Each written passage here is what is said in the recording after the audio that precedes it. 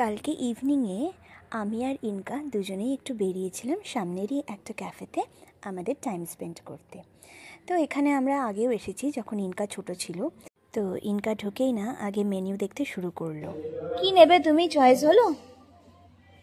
হলো কি নেবে? কোনটা নেবে দেখো।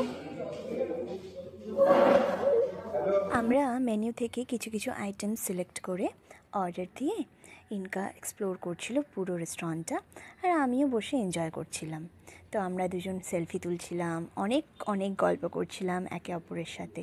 ফাইনালি আমাদের অর্ডারটা রেডি হয়ে গেল এবং আমাদের কল নাম্বার এলো। তো আমি ওখানে গিয়ে যখন খাবারটা নিয়ে আসছিলাম, ইনকা চুপ করেই বসেই ছিল।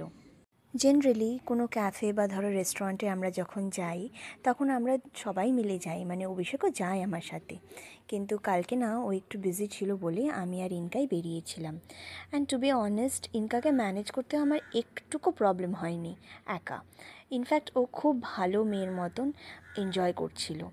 বলতে পারো এটা আমার ফার্স্ট ইভিনিং ডেট উইথ ইনকা, অ্যান্ড আই রিয়েলি এনজয়েড।